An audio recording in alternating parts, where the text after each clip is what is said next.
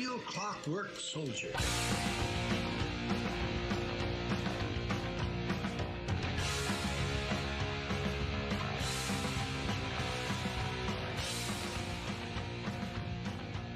Generation Orange in 5, 4, 3, 2.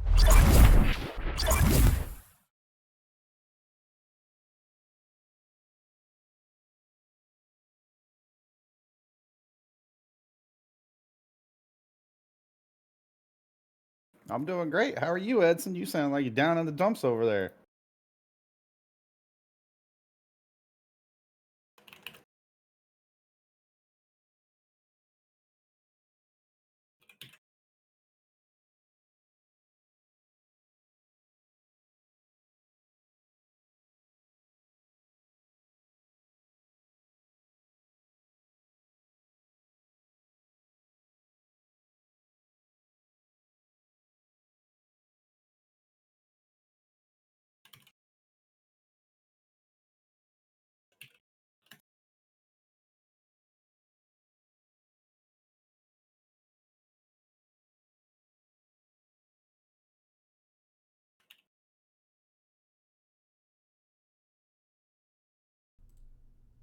All right.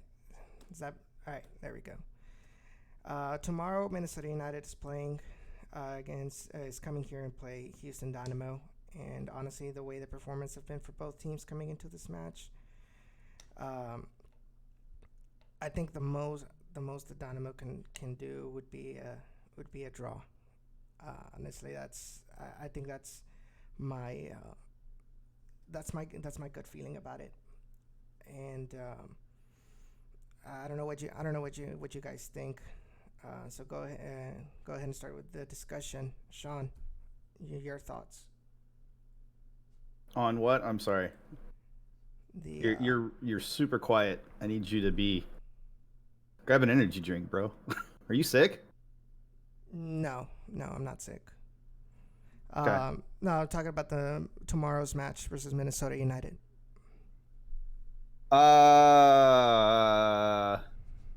I mean, I'll be happy with a draw. I'll be totally honest about that.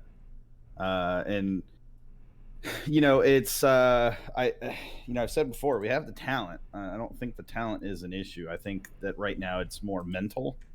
AJ's out for the season, so it's going to be Bizama at right back, almost for sure. We'll probably almost for sure see Lundqvist at left back. And so, if those two are going to be our outside backs, then the intent is to push high, push fast, push hard. And Minnesota United are very good at absorbing pressure. They have very solid defenders for the most part. And I just feel like if they're going to be high, if they're going to be absorbing our pressure, then it's likely that Darwin Quintero or any of their other forwards / wingers are going to be able to find space against our guys that like to push high up. And I just think that we're ripe for Minnesota picking apart pretty handily.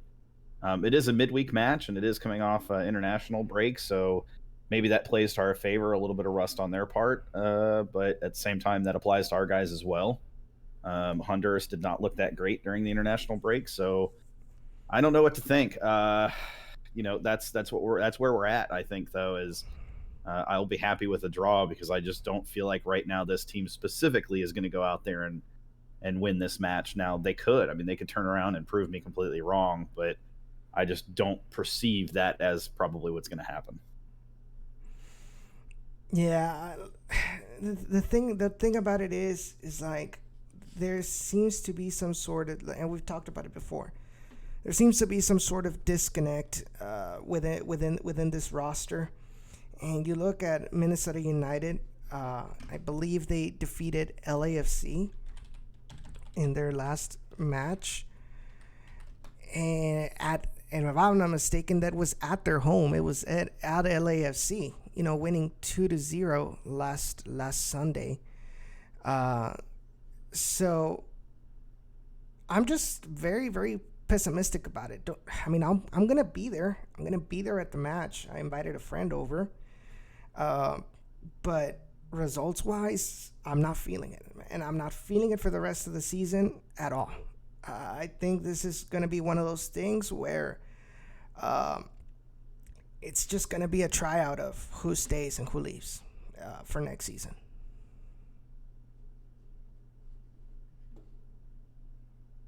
I don't know about that. I think let's dive into it, right? So you had the group that met with Jordan and Walker and other members of the front office, and they asked questions related to next season and beyond. And I feel like those questions kind of made it very clear from Matt Jordan, and I've said this for a while, that the intent by the team is to kind of rebuild in the offseason.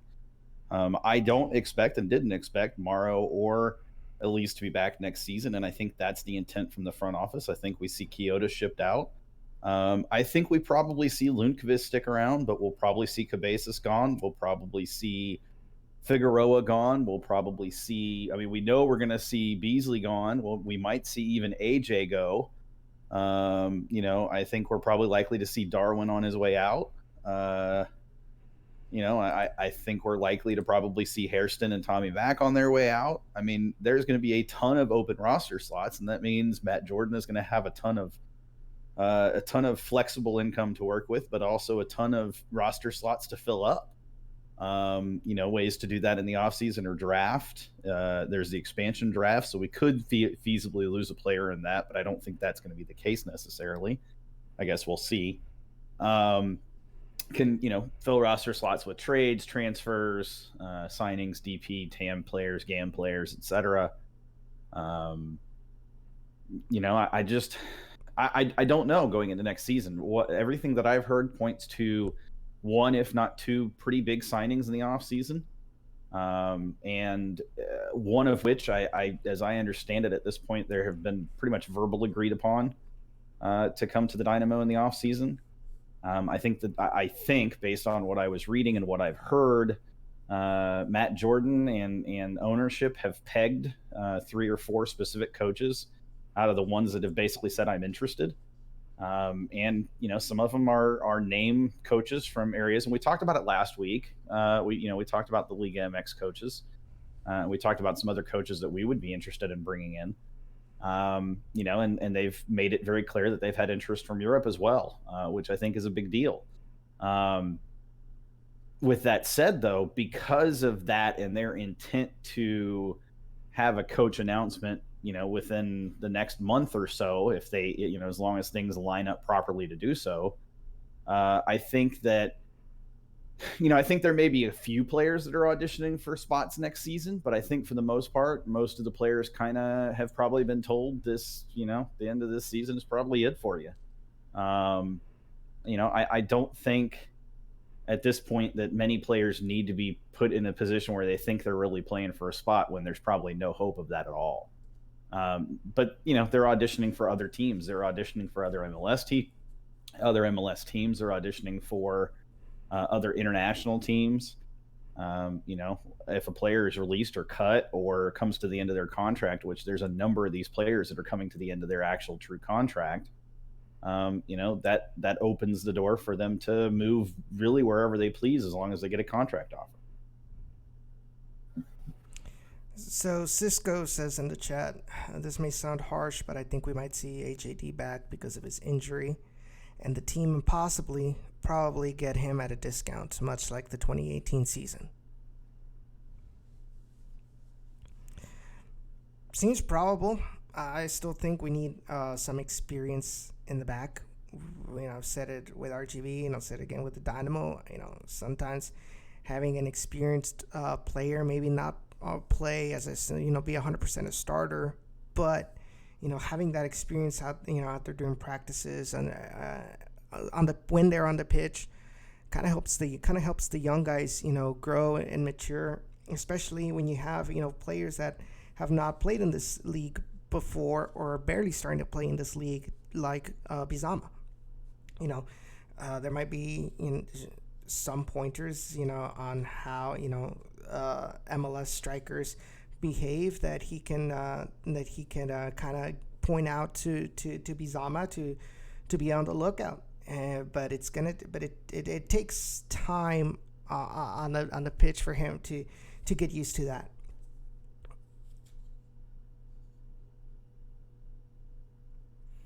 Yeah, it does. And, that's going to be, I think, kind of a bit of a theme next season is because I think we're looking at some pretty heavy changes roster-wise. I think there's going to be a lot of growth pains in that first season. I don't think you're looking at a team that's going to turn it around completely. I don't think we're looking at an MLS contender next season. I think we're looking at or MLS Cup contender next season. I think we're looking at a team that once again will be pushing for playoffs. But that comes from, I think you're going to have some young players. I think you're going to have, a roster that's built with players that have to find the chemistry, that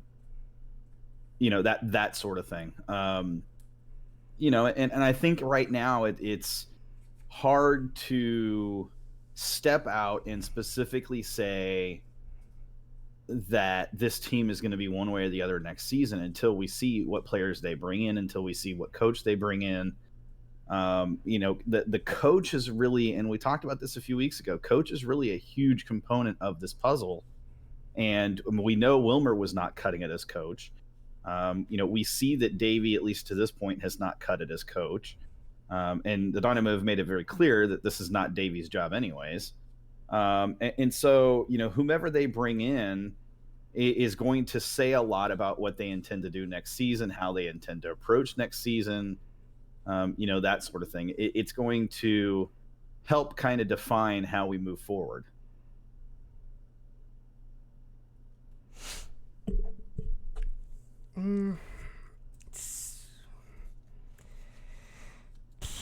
I think you're right on that. I think who they get as the permanent coach is gonna be the key component going forward. See what kind of tactic they're going to play for next season. Whether they're going to be continuing with a counterattack style or a possession-based style, and build a roster around that. I think, but I think it needs to be a coach that has, number one, experience, but also, a higher level than what we've had so far in the Houston Dynamo. I think MLS has grown a lot in regards to that, with some of the top teams here. And I think if we're looking at going back into being a MLS Cup contention, we need to focus on that and building a decent roster that is comfortable with what the ideas that the new coach wants to bring in.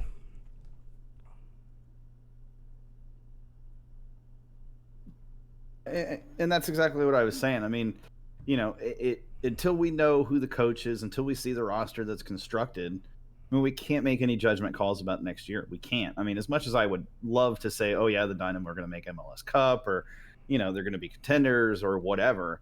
I think, anytime you have a team that's coming in that you're fairly certain is going to have pretty heavy roster overhaul, a lot of new faces, those teams always take time to gel. I mean, we saw it with Atlanta United in their first season. Sure, they had moments of amazingness, but they also had their struggles too. They had plenty of growing pain. And so again, until we see that coach, until we see the players, us kind of talking about it, unfortunately, is kind of like talking to a wall. It's not, we're basing it purely on what's in front of us, and what's in front of us is a lot of unknowns. I unfortunately, I just think that ends up with us going in circles and eventually coming back to the same thing, which is, it's next year's going to be a bunch of roster overhaul, and we're going to have new players and, that sort of thing. So I just, I don't want to dive too deep into it, because like I said, I just feel like ultimately we're going to come back to the same thing of, well, we really don't know the answer to that question, and We just don't. We don't know the answer to that question. True. But if you can go ahead, so go ahead and lead the show, Sean. And what? Go ahead and lead the show. Continue. Oh, are you okay? Yeah, I'll be fine. Okay. Continue. You get up for a while, go for it. I can run things if I need to, as long as I got video, which I do. Sure. Guys, moving on. We've talked coach. So let me ask you guys. We talked about names for coaches, but let me ask you guys in chat. And this, again, guys, we've got the Discord. We would like YouTube chat to move to Discord so that because we just have a little bit better control and a little bit better usage over there. But no matter where you chat tonight, whatever's fine. Do me a favor. I want to know from you guys, what qualities are you specifically wanting in a coach? I can tell you, for me, I want a coach that, again, and I said it last week, I want a coach that has youth development, experience and has proven that they can develop youth players. I want a coach that coaches and manages players, not just manages players. I want a coach that can actually tactically adjust and make changes as necessary, both during the match and from match to match. At the same breath, I obviously don't want a coach that's going to change the lineup every week. I don't want a coach that's going to change the back line every week. I don't want a coach that's going to change player positions every week. I want a coach with some stability, but also the capability to make those calls when needed, to make changes where needed, to approach different game situations, differently, so that it's not the same thing week over week, so that we don't end up with the same thing we had with Wilmer, which was a coach that his tactics were known by the entire league. His changes were known by the entire league. He was kind of behind the eight ball, so to speak, and struggled to keep up. And I think lastly, I want a coach that's going to work with RGV a little bit more effectively. A coach that's going to be able to a coach that's comfortable sending players down for more than just a single match at RGV. I've talked about it before on the show. I want a coach who's going to take the time to let a player spend a month and a half, 2 months at RGV, not just for playing time and fitness, but for that familiarity, to get that game speed going, to get that training in the different formations, to get that tactical, approach and comfort level and that sort of thing. I think those are probably my top things that I really want to see out of a coach. Mark says, I want a coach who isn't afraid to pick up and pick the up and coming player over the player who's getting paid the most. That's a good one too. A coach who feels he has the authority and the power to make lineup decisions based on who has the hot hand, who's in form, that sort of thing. I completely agree with that. Yeah, Mark, that's true. Mark also says, honestly, I wished RGV was closer to Houston. I agree with you, man. I love RGV from the kind of partnership aspect, but it is definitely a struggle because that time of travel is so long. But we look at MLB teams and they're able to do it. Now, granted, they're not flying from Corpus Christi to Houston or driving from Corpus Christi to Houston and playing a game the same day. I mean, sometimes they are, but it's very rare. Whereas, with soccer, that travel time it's harder on the body, in my opinion. So I think with the RGV relationship, I just think it's super important that whoever it is that's coach understands the value of RGV, puts the time and the effort into RGV as well as the senior roster. It can't be, in my opinion, the worst thing we could have is a coach similar to Wilmer Cabrera that only cares about the senior team. Because that's a very temporary, very short-term mindset. Now, granted, that mindset did get us an Open Cup. It did get us in playoffs in the Western Conference, but that was the farthest we got. I think a long-term mindset, a coach that understands his responsibility as both the senior, is the senior team, is also to develop players, to move players, transition players, and to make them comfortable, to make them fit, to help them fit in, to help them find their place, to make sure they have the instructions and the training and the guidance necessary to improve and to get the most out of those players. I think Memo succeeded as he has Memo's success as he's had is not the result of Wilmer Cabrera or Owen Coyle or even, or anybody else. I think it is attributable to the fact that he has such a strong work ethic, but that's not always the case in players. Sometimes they need a coach that can help drive that work ethic into them and drive that work ethic. And, a coach that would be like that we have no hope of getting, but I would love to get, would be Tata Martino, a coach that literally ingrains that you give 110% no matter the moment, whether it's practice or otherwise. And you see it in Atlanta United. And look, I'm not saying Atlanta United is the perfect example, but when he was there, the way those players played, even the lowest level of those players, they played up to the moment because they put everything they had into it.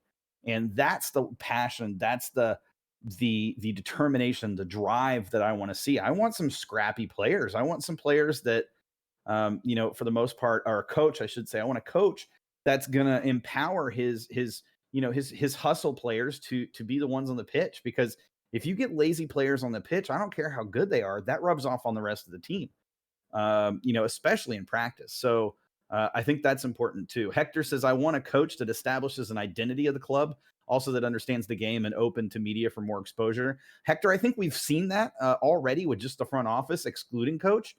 They've definitely approached and have been more open to the media. They've approached the media more regularly. They're trying to be more open with practice, more open with interviews. We've seen the media kind of embracing it a little bit more. I've seen more stories coming out in the last kind of 4 to 6 weeks, or I guess 6 to 8 weeks at this point than I've seen, it feels like for the 2 or 3 years before that. So yeah, I think that as far as the media goes, I think that's already happening. It doesn't have to specifically fall to coach. I do want a coach though, like you said, that's open to that, that's going to keep that going and not try to squash that for whatever reason.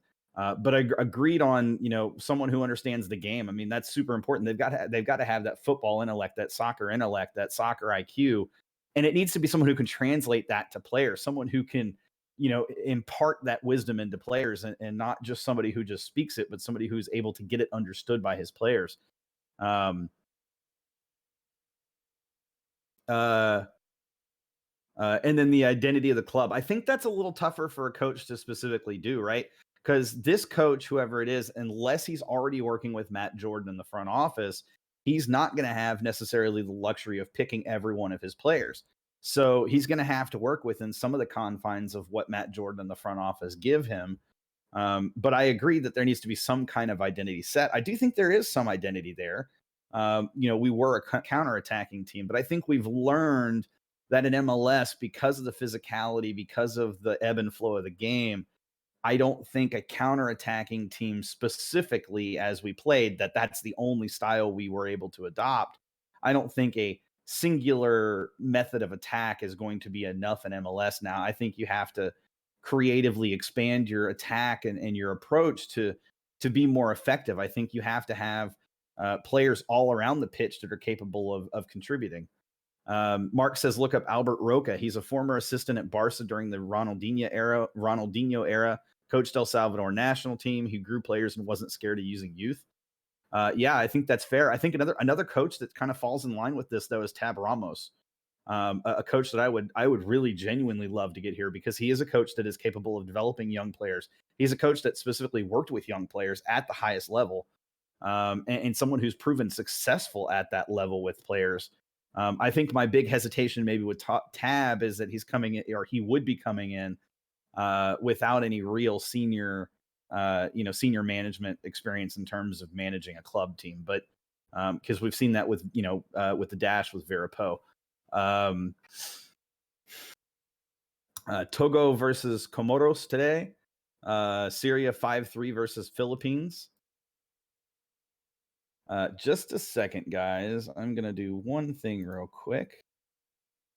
I want to make sure certain people don't have excuses.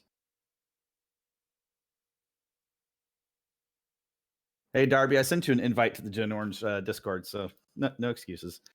Mark says, unfortunately for him, the corruption from the Salvadoran Federation caused him to leave, but he loves teaching and helping players understand formations. I think he'd be a decent get, but I don't know if I'm comfortable getting him out of the gate as head coach. I think he'd be a fantastic assistant coach, though. I think he'd have a good opportunity to fit in as an assistant coach, or maybe even a guy that might even do really well as RGV head coach if Gerson Echeverria is not the long-term solution there. That sort of thing. Also, guys, even though Edson and I haven't talked about it, you guys can call into the show, quote unquote. I'm making air quotes so you guys can't see it. To call into the show, if you're in the Discord, all you have to do is join the waiting room voice channel, and then I'll move you in to the on air, and we'll talk there about whatever you guys want to talk about, for sure.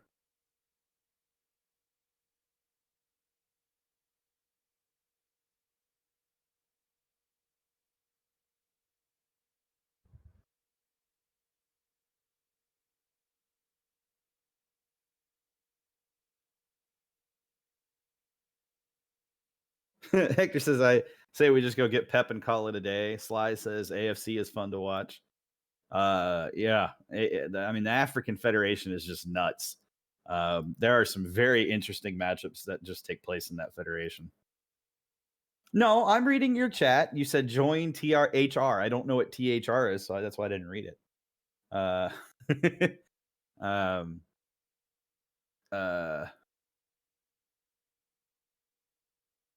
Kala says Junko is the future. Nah, he's a right back. They're playing him all wrong. Talking about Lundqvist. Mark says don't curse him to RGV. Hey, look, I'm trying to throw Edson a bone here, man. RGV needs some love. RGV needs a coach like that. I'll be honest with you. RGV really does. Needs a coach that's capable of building that team, building that farm system up, so to speak, and doing it in a way that they can be successful. I mean, it ultimately in sports, I think a lot of times it does come down to how good your coach is. And, as much as having great players means something, if you don't have the right coach, you're going to struggle. A good example I feel like of that is probably LA Galaxy right now. I don't think they have a good coach. I really don't.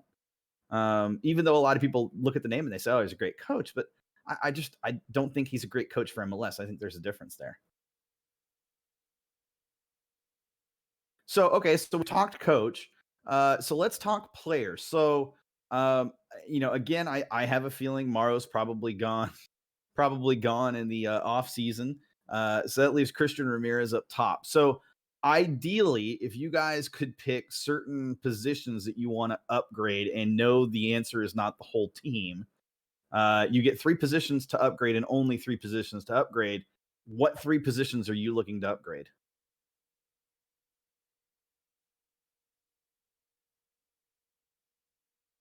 While I'm waiting for you guys to respond to that, Cisco says, when thinking about the team's identity and style, I'm reminded of the Montreal teams that had DeVio. Super counterattacking team, a lot of success in regular season, but not much postseason success. That's interesting because DeVio's time was around the same time that Matt Jordan was assistant GM there. So very interesting point because it's the same build out. Montreal had at that time had the same kind of build out that we have now currently, at least. Mark says send Davey to RGV. I mean, I think Edson might actually get behind that. I don't think he's done with Gerson necessarily. I think he does tend to like Gerson, but it's whatever. So Mark Sergio says a true number 10. He didn't say true. Sorry, he said number 10. Mark says number 10, center back and a winger. Callis says I'm trying to share the link, Sean. Geesh.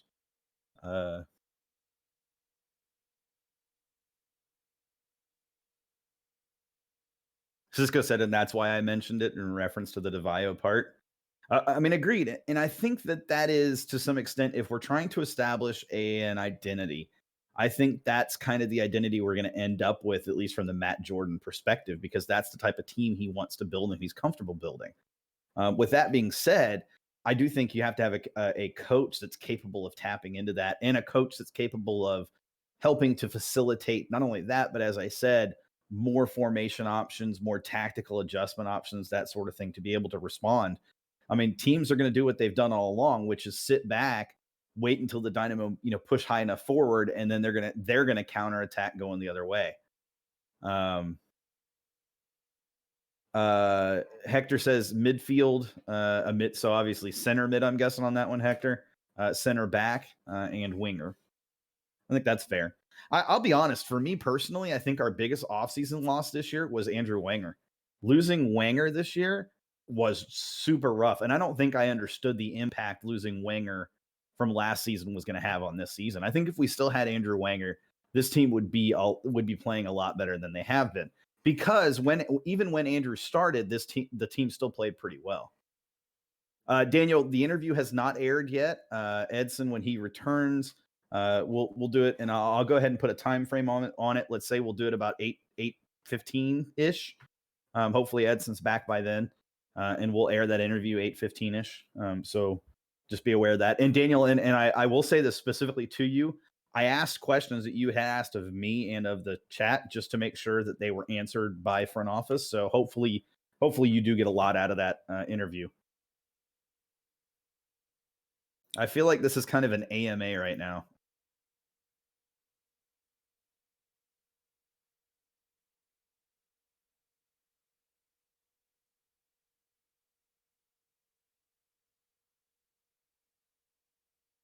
Mark says, I would like to be a special correspondent for Gen Orange. I'm going to put my Matt Jordan hat on and have a player for each position that's available for the Dynamo. Give me a budget, guys.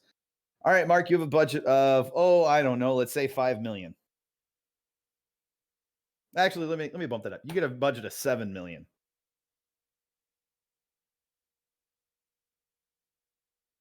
Oh, wait, that's for the whole roster. Let's bump that down to $5.5 million. At least $1.5 million to fill in depth players. I think that's fair. Hector says possession needs to be improved. First touches and actually taking chances, or actually taking shots. I agree, Hector. Possession needs to be improved. The problem is, though, if you're a counterattacking team, if that's your identity, then you're not going to have a high possession team. It's just not going to be the case. That's just those two tactics don't coincide with each other. Cisco says, to me, Hector, that's still a league-wide problem, but has been getting better season by season. I agree with that. That has been, MLS has not been the league you go to develop your technical, possession-oriented style soccer. Let's put it that way. Oh, appreciate you, Callo, for helping moderate chat and handling the Discord for us. It's always appreciated, man. I know you put in a lot of time doing that stuff.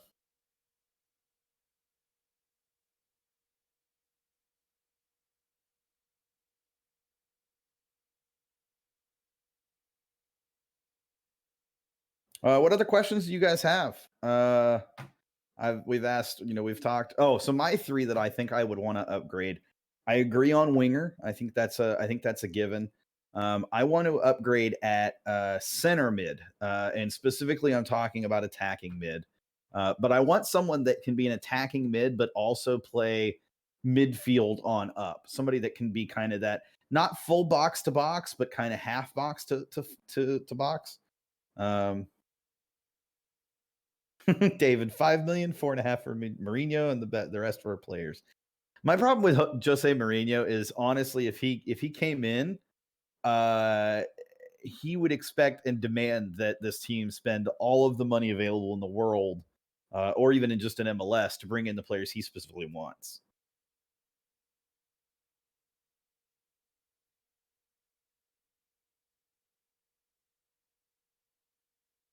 Cisco, I know you got talking points you want to talk about, so hit me up, dude. I didn't have any specific notes for this week. Mark is going to work on his be the GM for a day type chat messages. Is that Giovanni or Jonathan, Hector?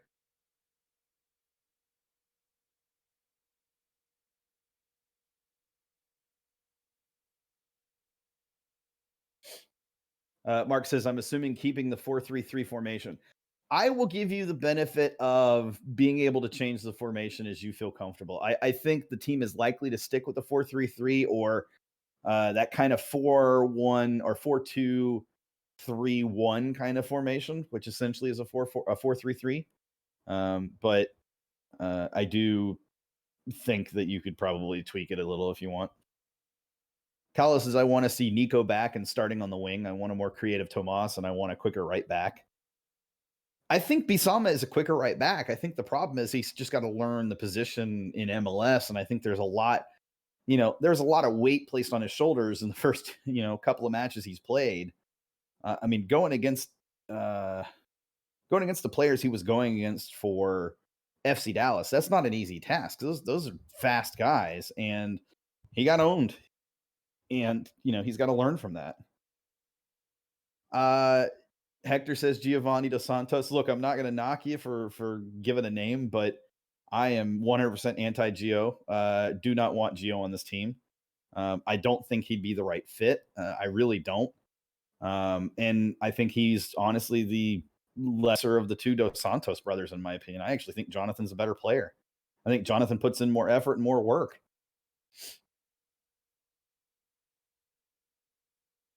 Brian says, I feel like it's been 6 months since I've been to a Dynamo game. I can attest, Brian, that is definitely not the case, because I saw you at a Dynamo game less than 3 months ago. But it definitely feels like it's been quite a while.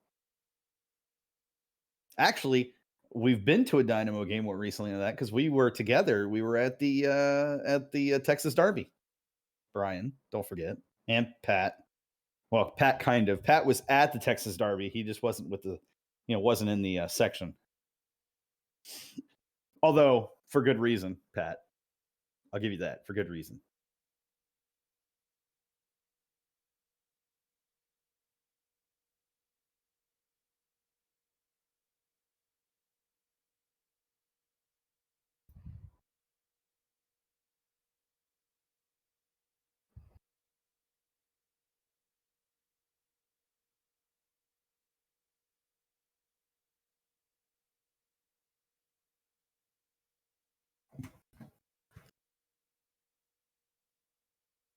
Sorry, guys. I know this is the most exciting hour of soccer talk, but I'm trying best I can. Today's energy drink is brought to you by Venom Energy. It's watermelon lime flavored, low calorie. Feel the bite, not the sting. Trying to see who it's packaged by. Oh man, it's packaged by Dr. Pepper, 7-Up company. That's kind of cool.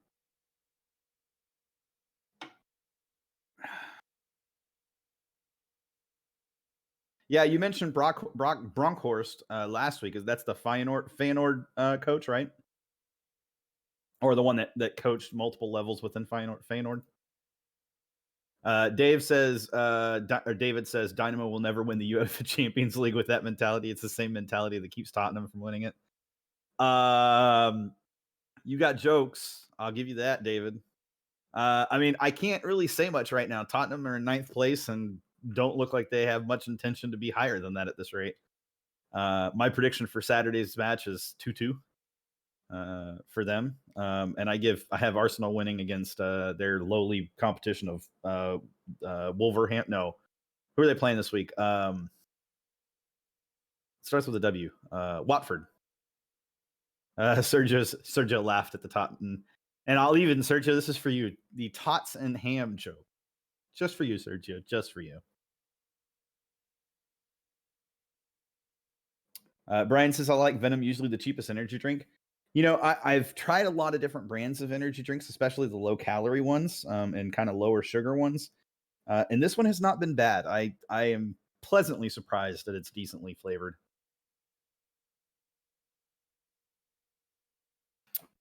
But it's definitely very candy flavored. I feel like I'm drinking like a Jolly Rancher.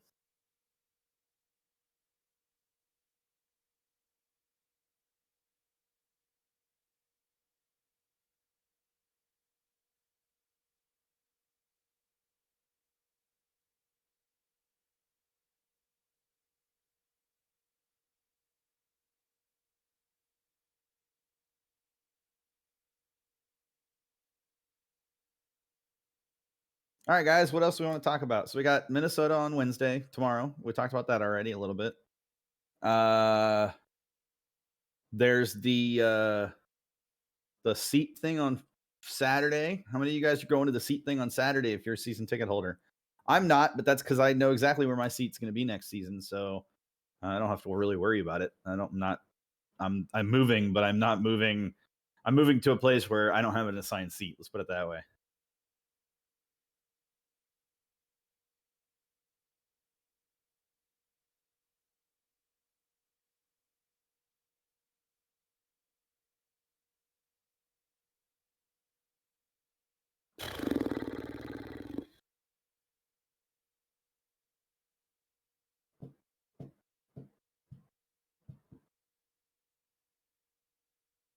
I don't know if you guys saw, but apparently Beckham is trying to recruit Lionel Messi for next season.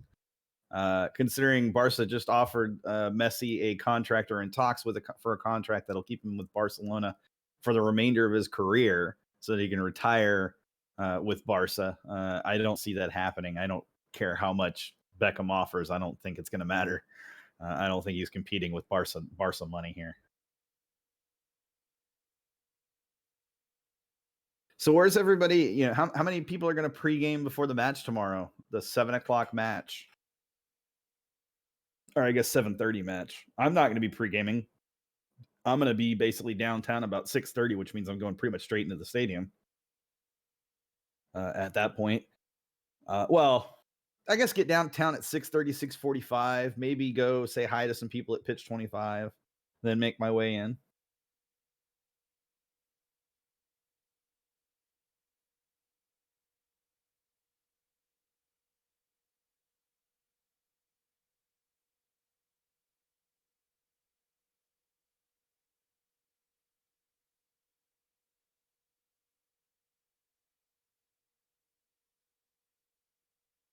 Let me ask you guys. I've asked you guys this before. It feels like a long, long time ago, but I haven't asked this in a while. If you had the ability to ask for any change that you wanted within the Dynamo, what would you want it to be? One change and one change only. And the answer can't be spend more money. Has to be something. I mean, it can be spend more money, but you have to give examples of where they can spend besides players or coach. Those two things are, I'm excluding basically on pitch performance related things. David, because of, I'm, that's a really good question, and I can't give an honest answer, so I'm going to shut my mouth. Mark says, nope, I'll be watching at home. Hey, as long as you're watching, you know, that counts for something. Daniel says tomorrow's attendance might be lower than the Colorado game. I think you're probably right. I think tomorrow's attendance is probably going to be pretty abysmal. Mark says, if I could make a change, he didn't say this, I'm adding these words in there, paraphrasing. If I could make one change, I would like to be owner. Okay, you can come in and be a part owner at 5%, just like James Harden.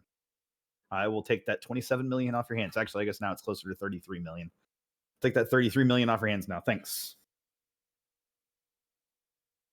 I don't know if you guys saw, but today Don Garber came out and said that most MLS teams are operating at a loss year over year. One of those teams is not the Dynamo, just so you know.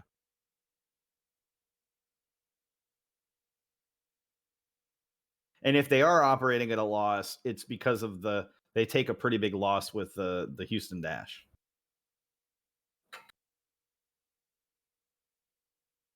If you could send any one player to RGV to get the rest of the season with RGV, who would it be?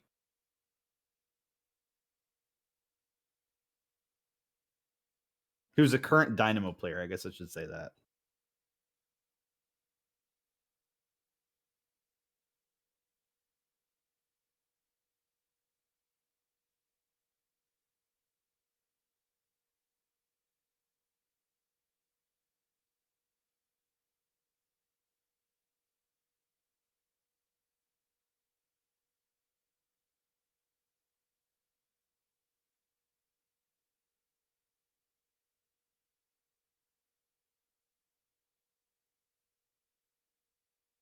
At least to RGV, says Mark.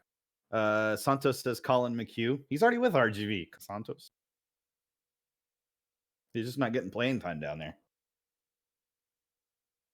For me, if it wasn't for our right back situation, I would probably say actually Bisama. I think Bisama could use some time down there. Daniel says Kyoto just to trigger him. The problem there is he is in Honduras and doesn't appear to be coming back anytime soon. So I don't think he'd make the trip. Pretty sure he'd be like, all right, cool, I'm done. I retire and then come out of retirement at the beginning of next season for some other team.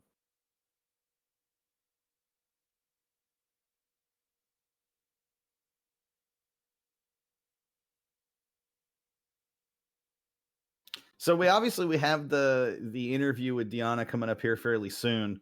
What other interviews would you guys like me to try to work on? I've got a couple more that I'm working on right now with front office individuals to talk about specific things. But what other stuff would you guys like me to ask? Or would you guys like me to topic wise? Would you like me to ask?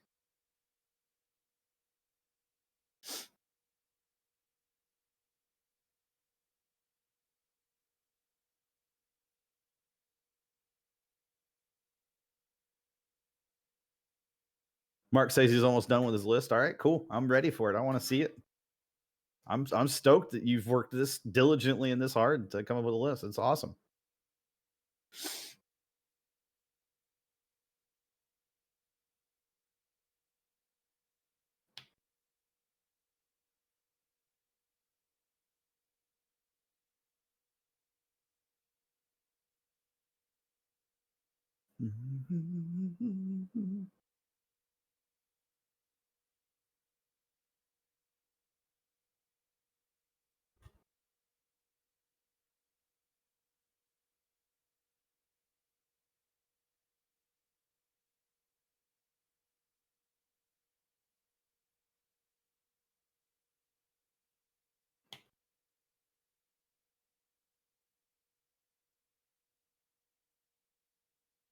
Mark was already working on it prior to this. Well, that's cheating. Gabe says he's late. His bad. You know, Gabe, I am a forgiving person. I am willing to forgive your lateness because of the fact that you arrived. I don't know if Edson's okay. I'm hoping he is. He's disappeared for a little bit. In the interim, I'm just kind of playing solo host. So, Gabe, I asked a few questions, and I want your responses because I'm genuinely curious. First question was, what qualities are you looking for in in the next head coach? Second is, you could upgrade 3 specific positions within the team right now. What 3 positions would you upgrade? And then the last one was, if you could change one specific thing about the Dynamo, not players and not coach related, what would it be? Those are your 3 questions, Gabe. I expect an essay by the end of the. I'm just kidding. Just giving you an opportunity to toss some answers out there. And Gabe, just so you know, we have a Discord server set up. I'm sure at some point, Callow, after he's done bowling his 300 game, we'll share a link for you to the Discord so you can join. Trying to get people to move over to the Discord. Looking at you, Mark, so that we could use the Discord chat a little more prevalently. But and I guess really until we turn off YouTube chat, I'm pretty sure everybody's just going to keep using YouTube chat, which I guess is fine for now. Probably make the change in the off season though, so you guys should get used to Discord chat because that will be the way forward in the future.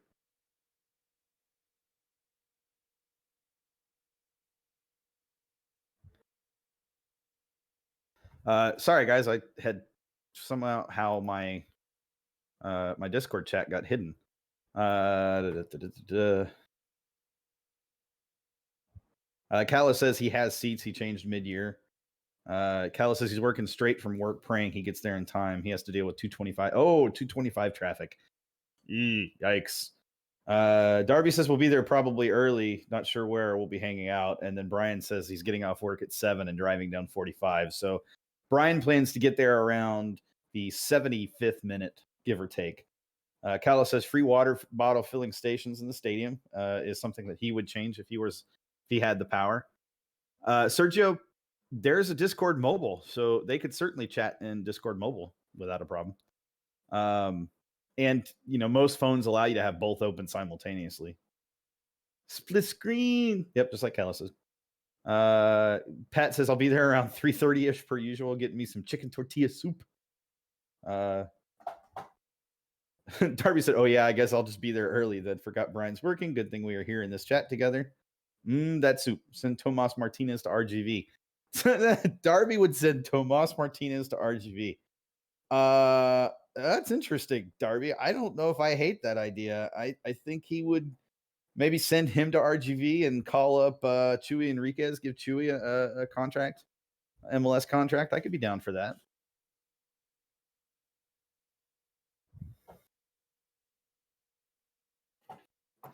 Trying to catch up, guys. Trying my best to catch up. I'm staying active in both. Yeah, most phones do allow you to have the YouTube video playing on top of everything else.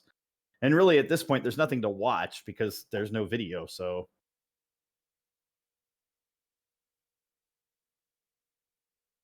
well, Gabe, you're a special sort. No, I'm kidding. That's fair, Gabe. But at the same time, YouTube chat is limiting, very limiting for us as a show. Discord gives us a lot more, a lot more options. We are not, but I could, in theory, let you guys listen. I'd have to test it. We might be able to set it up to where the stream could play in another channel. Just not sure how that would work exactly. Gabe says I'm stuck switching between apps. Well, I'm sorry, Gabe. I really am.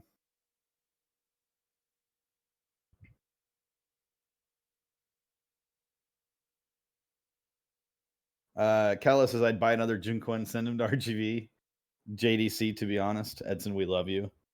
Yeah, I think Edson must have laid down because he wasn't feeling well or something, and I'm thinking he dozed off for a nap and hasn't woken up yet, which is going to make my 8:15 timing really interesting. Because if he's not up by 8:15, I don't know how I'm going to play the audio for you guys. It's going to be a little difficult. It's difficult to run the show without control over the video. That's for sure.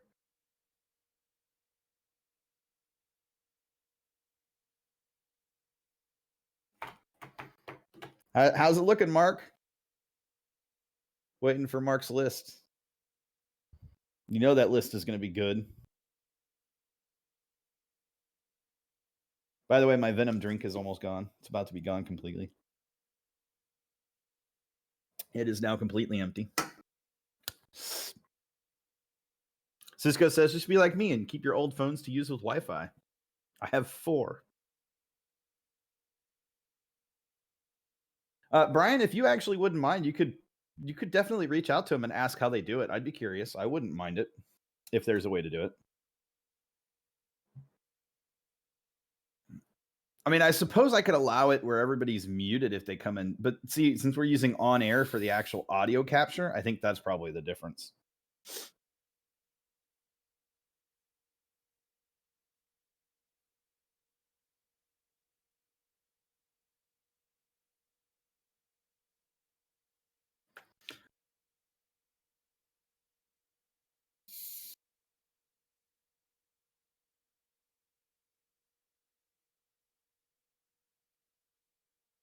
Gabe goes, Big Daddy out here with 4 trap phones. I'm jealous. Mark says, okay, so assuming I'm keeping Lundy, Struna, Bisama, Vera, Memo, and Ramirez, I have 4 spots available, not counting goalkeeper. Calo says, fun fact, if you go to announcements and click play, the stream will play on the Discord app. Nice! Calo, you the man. I don't know if you heard that, Brian. If you go to the announcements channel and click play there, in the video in there, it'll play in the app, and you can switch to the general chat to watch the chat channel.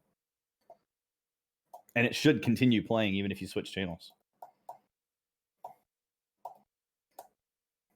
I am definitely a Dr. Pepper guy. Went from the Venom energy drink, which again is canned by Dr. Pepper Company, and I'm now drinking a little baby Dr. Pepper. Yes, I still have these left over from the trip to Dallas because I didn't end up drinking as much soda and/or water as I expected. I drank as much water as I expected. I just did it in stadium, far less on the bus.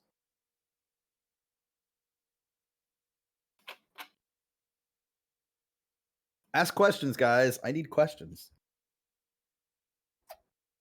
So I gave you $5.5 million for 4 players. That's reasonable, I think, by MLS standards. That's, a couple of 750s and a couple of 1.5s. I think that's fair. I think it does, Cal. I think it'll persistently play. At least it does on my phone. But again, my phone is special.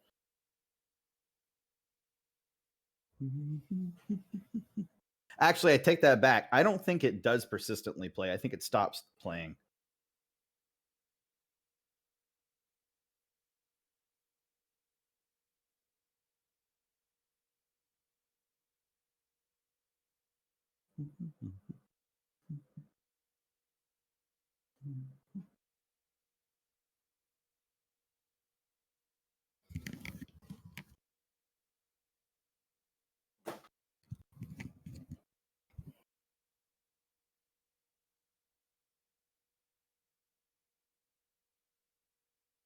So at center back, I have a player by the name of Borja Lopez. Is that Borja or Borja Lopez? 25-year-old from Sporting Gijon, valued at 900K. All right. All right. I think that's fair. By the way, Struna makes more than 900K, in case anybody's wondering. He's a million-plus player.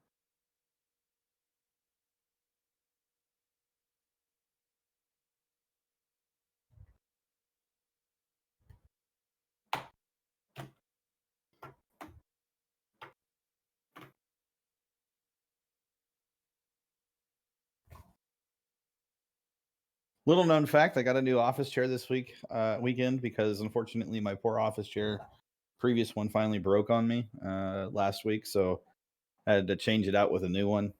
This new office chair is way better. I really like it a lot.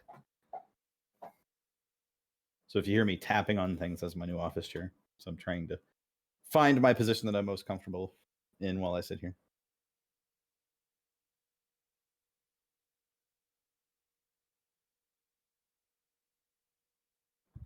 Also, while I'm waiting for Mark to fill in his other three players, I want to give a shout out to Cisco, who has announced that he has landed a new job out in Beaumont. He's going to be rolling in the dough very shortly. So if you need a little loan, Cisco's your man. Cardenas, there's no number to call in, but there is a if you use the Discord chat, you can join the waiting room voice channel, and then I'll pull you into on air. But that's Mark, I'm assuming, the other Mark.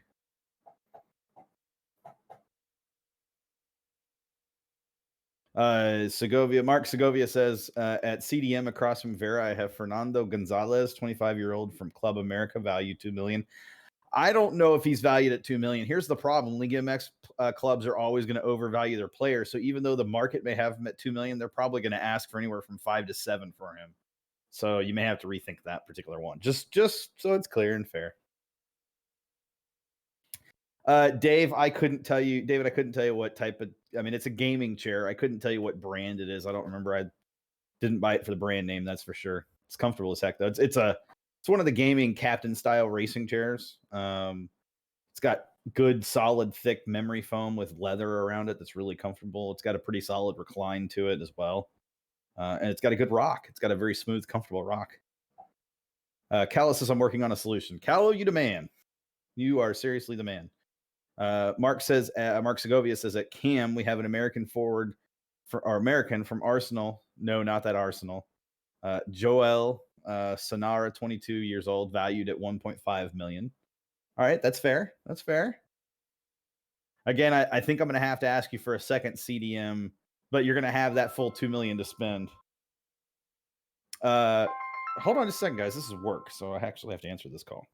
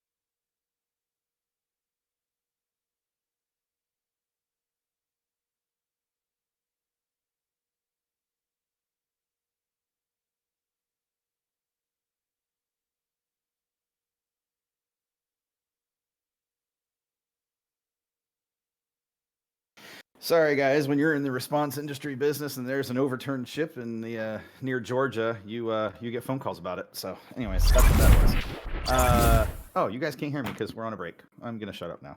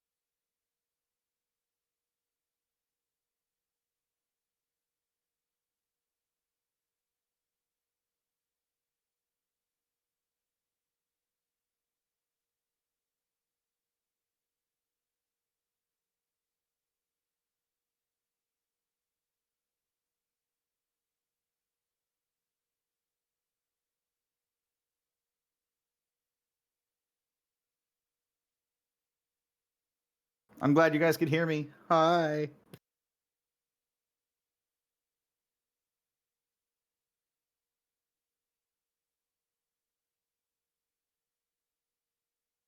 And we're back-ish or something. I don't know. I can't tell because I don't hear Edson if he's talking. I guess he's not talking. So, Mark, I'm going to pull you in. Give me just a second. Pulling Mark in. Here goes nothing. Mark, welcome to the show. Mark, you're muted, by the way. Mark, you need to check your voice settings.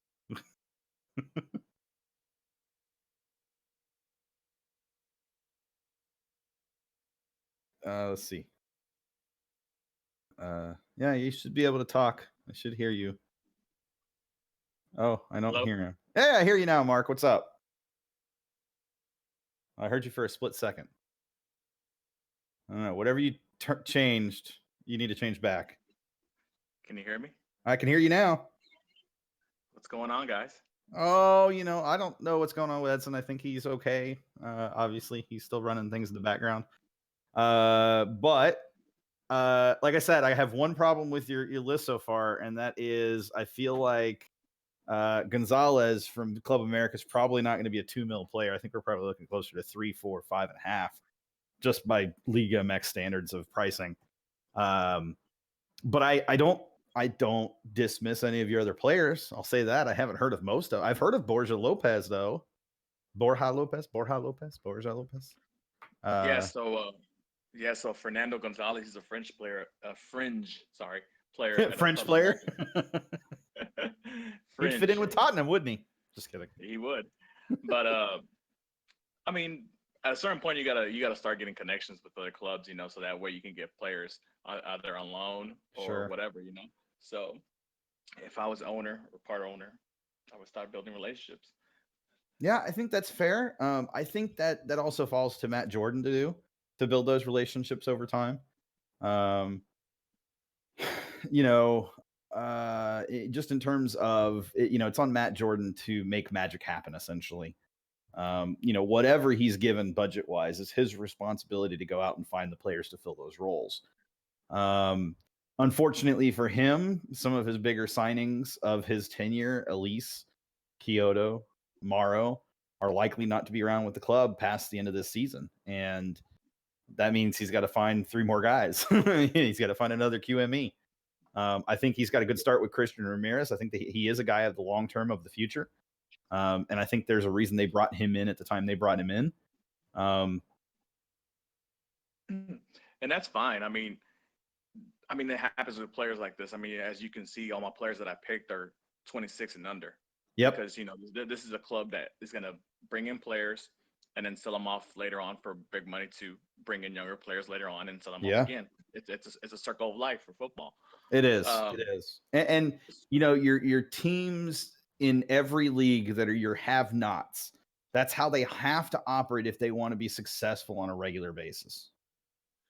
Yeah, I totally agree. I mean, and like with the case of Manotas and at least that's why I'm so for them selling Manotas to Sporting or whatever Portuguese club is coming after him, because even though I would love to see Manotas stay and break Ching's record and win here and all that stuff, unfortunately we're not in that position right now, for to keep a player like that, especially for the value that we're getting for him, you know, apparently. Yeah, no, for sure. And I mean, I feel like that's one of the reasons why Matt Jordan took a more proactive approach with RGV this, really the last season and a half or so, bringing in Carlos Small, bringing in ultimately Michael Salazar, et cetera, is the idea that, yeah, we are going to bring in a bunch of young players, but we're also going to need a place to develop those players. And I think his hope is RGV can be that, but unfortunately, based on how Wilmer used them and leveraged RGV, I just don't think that was ever going to be a possibility. Well, see, when you have a youth club or when you have a under club like that, or a farm system club, or however you want to call it, Mm-hmm. you have to play this. You have to play the same formation that the senior team plays. You That's have true. to play the same. You have to play the same style. All that they have to grow. They have to grow up knowing the Dynamo way, air quotes. Mm-hmm. And all that stuff. All that talk about culture and this is what the Dynamo way, blah blah blah. That's great, but if your RGV team doesn't know it, and then they come up here and then they have to learn a whole different system and different formation than what they're used to. That's a good point. One of the things Matt Jordan spoke about kind of repeatedly over the last kind of 2 seasons has been, really 3 seasons, I guess, has been that ideally he wants to have a Dynamo system, a Dynamo identity, a Dynamo way to play. We've talked about that. But he also wants that to be pervasive throughout every level of the organization, which means the academy levels as well, which means RGV, that means Brazos Valley. And I don't think that there's any doubt that it can be successful. Look at how successful Brazos Valley was this season and last season. They had a really good team. So the talent is there. I just think to some extent that you also have to have the right coaches. You have to have the right technical staff running and training the players up, week over week. Again, I don't think our problem has ever really been a lack of talent. I know some people would disagree, but if we were a team that didn't have talent, I don't think we would have started the season as well as we did. Won Open Cup last season, made it as deep as we made it into the playoffs 3 seasons ago. I just don't think those 3 things happen without having the talent.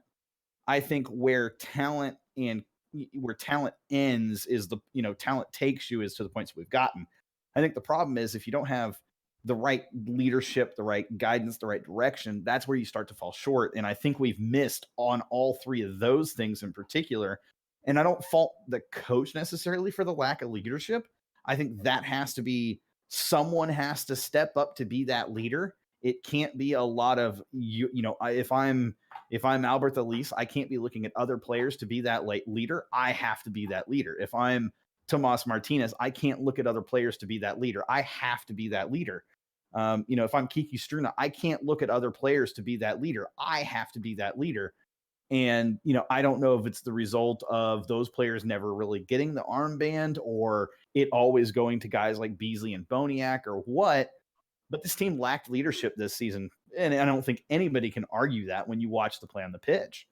And No, go ahead.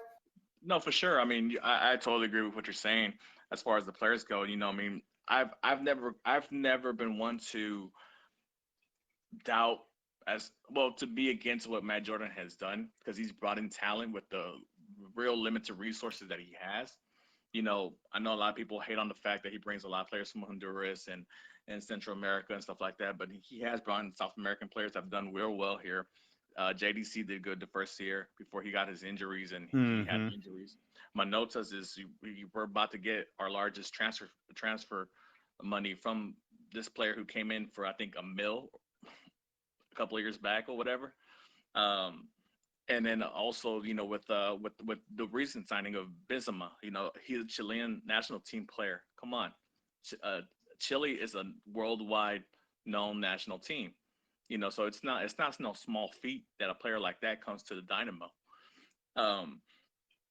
With that being said, I do totally agree that there was no alpha male there to take the bull by the horns per se and lead this team in the right direction. Our captains have been Boniek and Beasley.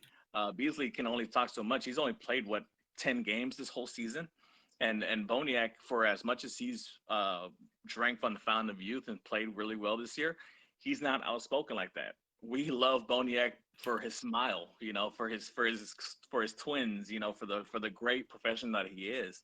But he is not that guy who's gonna step in front of Elise and tell him stop acting like a kid and play the game. He's not gonna be that one that's gonna tell Tomas, hey, go up there and pass the ball or take a shot when you have a shot. He's just not that player. So we need that guy, that alpha male. And I think, that's where they need to maybe next season focus on, much more with characteristics Yeah. of a player. Yeah. And Matt said that he has intentions based on what Brenner has provided him for next season, plan wise, to bring in a player like that, a player that's a little bit more established and has a more clout, I guess you will, in the soccer world than the players that we've had in the past. I think you can have one or two of those players. And I think, to be fair, we saw the effect of that with Vicente Sanchez. Sure, he was at the tail end of his career, in his twilight years of his career, but even then, he was still one of the best players on the pitch consistently, and he was a leader on and off the pitch. So I think that helps mask a lot of those issues, specifically that center around players not playing up to their potential, players getting, discipline issues, that sort of thing. We saw it far less that season that Vicente was here, because I think he demanded more from players. And I just feel like Wilmer was never able to demand that same level without Vicente's there. I think Wilmer basically counted on Vicente to be that guy. But see, the thing is, I think Wilmer benefited from Vicente because he didn't have to tell Vicente that. Vicente knew from the get-go, he knew he was going to have to be a leader on this team, because at that time in 2017, you have a young 21 Albert Elise, a young 22 Mauro Manotas. You have these young land players who need somebody to follow, and these guys, they listen to Vicente because of his stature as a player in the game of football, and that's unfortunately, he was at the tail end of his, but why don't you bring in somebody like that, and not so much an enforcer, but somebody who they have respect for on the field? Because honestly, you can put the captain ban on Beasley as much as you want for what he's done, with the 4 World Cups and the U.S. national team and playing all over the world. But let's be honest. I mean, Beasley hasn't done anything on the pitch for us this year, aside from scoring the goal, at the CONCACAF Champions League and this Leagues Cup. Yeah, no, I think that's fair. I do think that's fair. And I think a point of note too is I think the difference in position plays a lot into that as well. I think Vicente Sanchez is going to garner more respect from an attacking authority position because of his experience there. I think Beasley, you kind of lose some of that, in terms of him being able to kind of, lead the front, from a leadership perspective. I think guys listen to him, but I don't think they necessarily feel that same level of kind of reverent fear, if you will, over the player. I just don't think Beasley commands that level from international players. Not that he's not that level. I just don't think he commands that. I don't think he expects it either. I think he's just too humble a guy, just by himself. Cisco asked a really good point. Do we trust having a first-year guy come in and being the voice of the team as a leader? Well, I think it depends who you have come in. Would you agree with me, Mark? Yeah, for sure. I mean, and I hate to throw this name out here because he's such an exception to the rule, but like Zlatan, I mean, he came in, he took over. He said, look, I'm coming in and I'm gonna take this team to another level. Now he carries his own words. Nobody's ever backed his words up more than so has, but unfortunately for a team level, I mean, they might miss the playoffs again with him. But this guy, he takes the bull by the horns, It just, and like you said, Sean, I mean, it just depends on the type of player they bring in. Talent is respected, regardless if you're the first player in here, a first year player or 10th year player. You don't think Russell Westbrook is going to be respected? This is his first year as the Rocket uniform. Yeah, I think that's fair. Totally fair. Well, Mark, let me do this. I'm hoping Edson is there so he can switch us over to the Deanna chat interview real quick. I'd like to actually get you back after that chat's over. So If you don't mind, just hang around. You can mute yourself if you have time. That'd be great. And you and I can continue this discussion after that chat with Deanna. Sounds good. Edson, if you would, please. Hopefully he's there.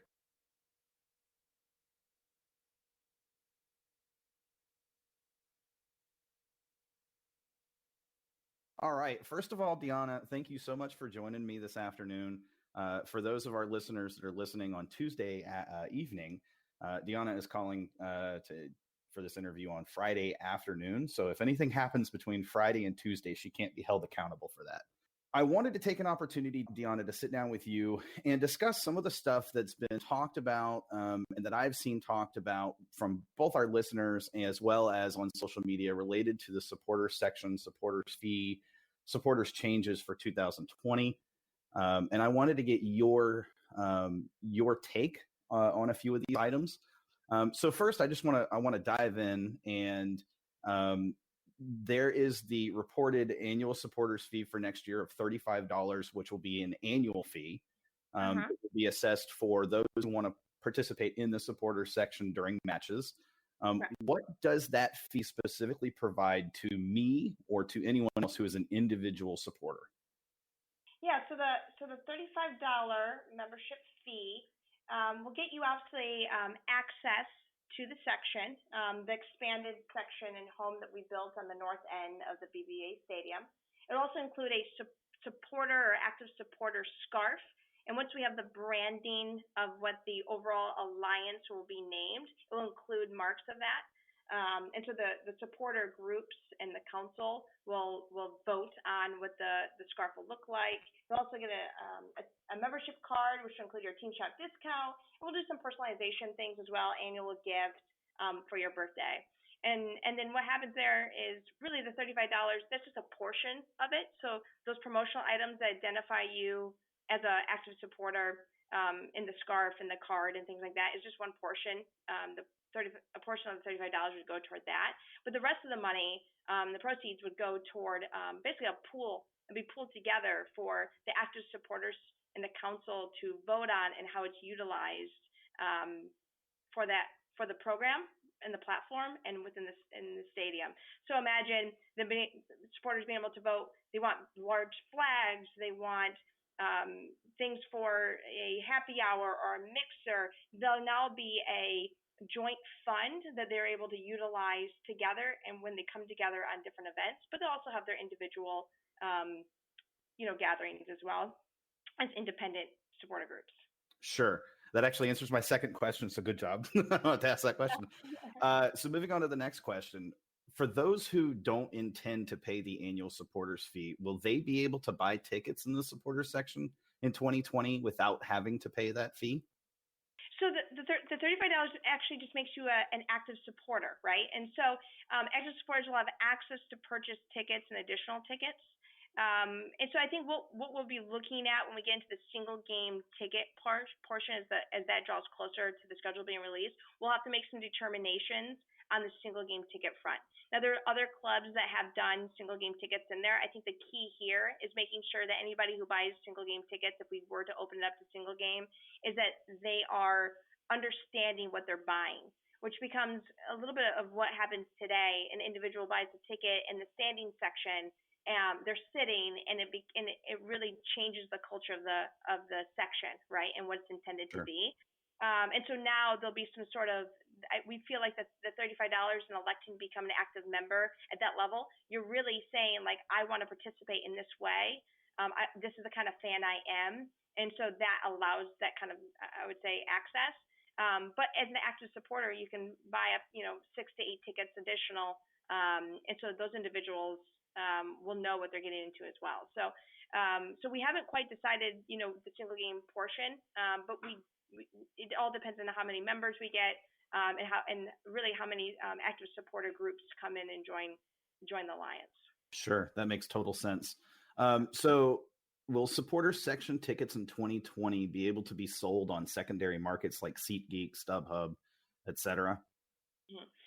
again, with single game tickets, we'll have to make the determination. Right now, an active supporter in those sections can sell on the secondary, which then creates the same situation with the single game ticket issue that we're having this year and what we've had in the past. And so, ideally, no, we probably would not, but still, under evaluation. Sure. And that's going to tie into my next question, I think, as well.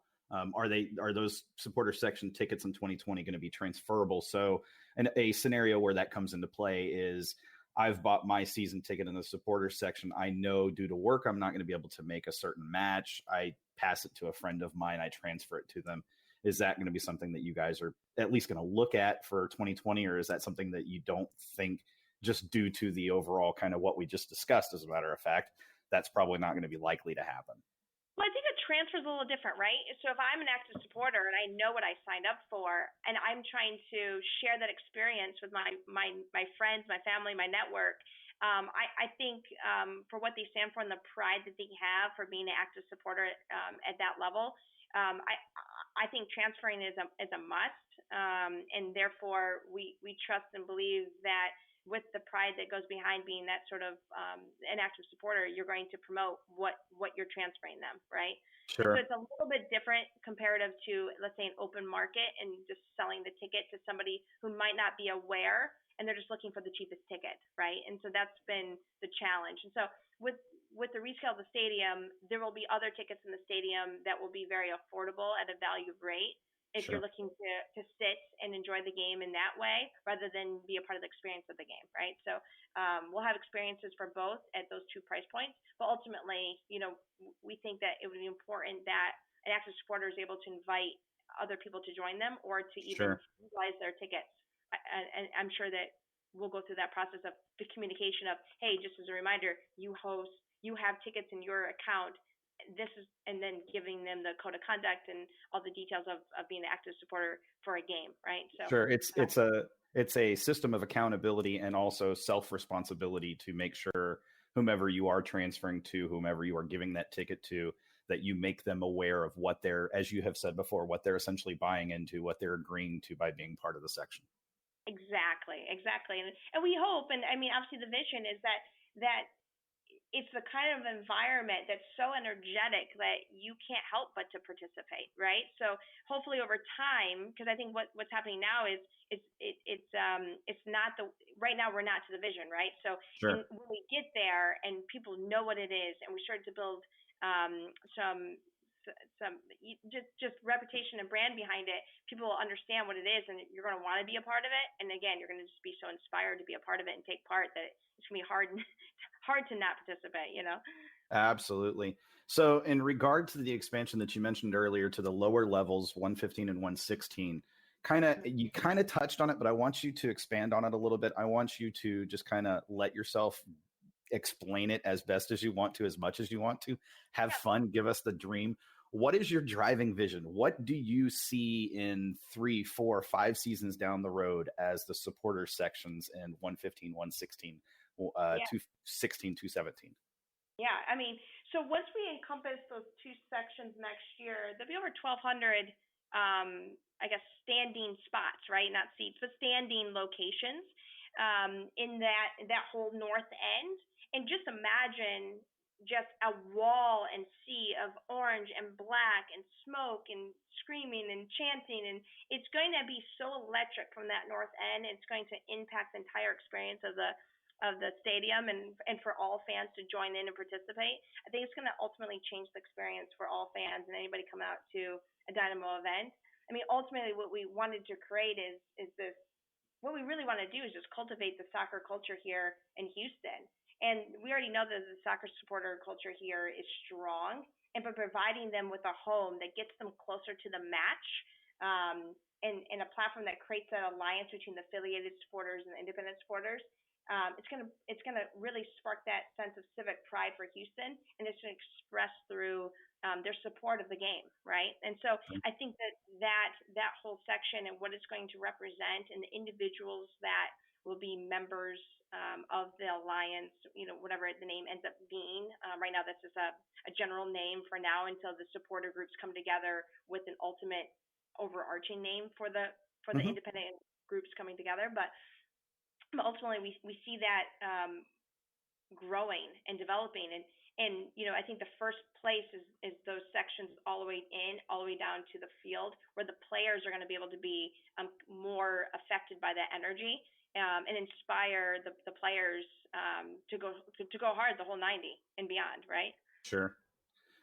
So kind of along the same lines, thinking about that expansion into 115, 116, have you guys in the front office specifically, and I'm sure you have, but I have to ask this question, have you guys had discussions, but are there plans in place to assist the existing supporters groups, that would be Texian Army and El Batallon, to fill the 2020 supporter sections? Yeah, ultimately the concept of building out this alliance is specifically in collaboration with Texian Army and El Batallon. So the process has really started with them, and back in May, April, May, when we first started meeting. That's where the process began, and it was to understand, okay, you have TA and El Batallon, Texian Army and El Batallon are two core supporter groups. And I think in the past, and in my conversations with them, the expectation was for them to grow, and could these two groups grow? And I think I think the expectations weren't. Maybe weren't fair to them. I mean, these are individuals who have full-time jobs. They have their networks. They have their friends. And it's challenging to grow a fan base, within, your own, I guess, how you experience the game, right? Sure. I think it's on us as a club to collaborate with them and open up this opportunity to invite new supporter groups to join in, as well as open up to independent supporters. Because before, if you weren't a part of Texian Army or a part of El Batallon, you couldn't get access to tickets in the North End in those 200 level seats. Now it's going to be opened up in a way where we're going to take some responsibility as a club to work with them and to build on to the group through this concept of the alliance. So we've already started having really great conversations. We meet on a monthly basis now. We have scheduled council meetings between Texian Army leadership and El Batallon leadership, as well as leadership on our side. We're just collaborating now. And so we meet at the end of every month, and we started to engage and connect with other supporter groups as well and their leaderships.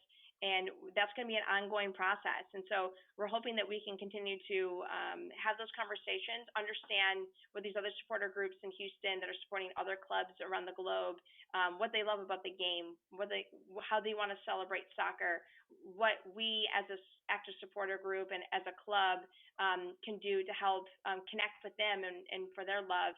And not, I wouldn't say draw them in, but make sure that we're evolving in a way that's inclusive of how other individuals and other groups and other clubs celebrate the game.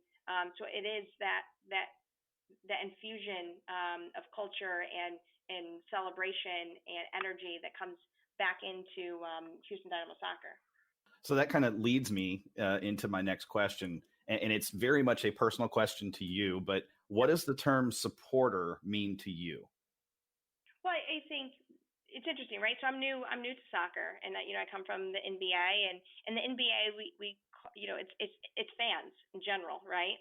And then we have fans, we have members. Members are invested, let's say season ticket members. You have a season ticket membership. In soccer, and obviously in soccer it's supporter. And I think if you ask any club, they're probably looking at it in different ways. For myself personally, I look at our supporter / fan is probably one and the same. Then you have your member, which is your invested, season ticket membership. You have some sort of package with us that's annual. And then you have your active supporter, which is an active supporter, is somebody who is more engaging in the game from the singing, dancing, standing, cheering, chanting sense. And then you have your active supporter member, which is the combination of that. You enjoy the game that way, but then you also have your membership. So that's why the $35 is you're paying for an active membership. You're paying to be an active supporter in the North End. So you're raising your hand that you are going to experience the game with action.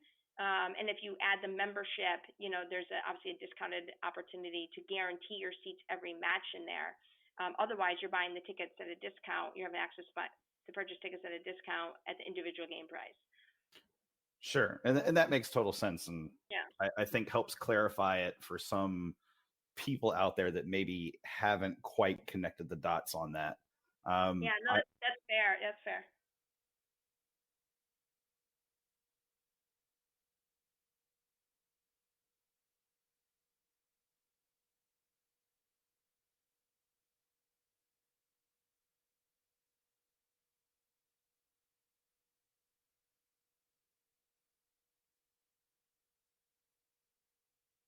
All right, guys.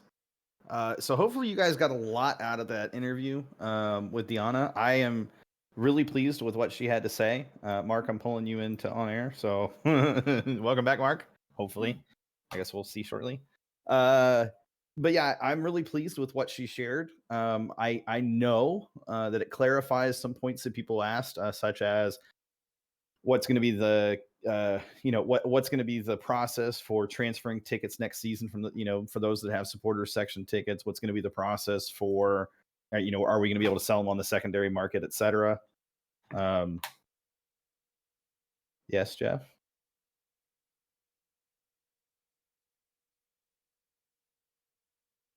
Don't say and then not follow it up with something.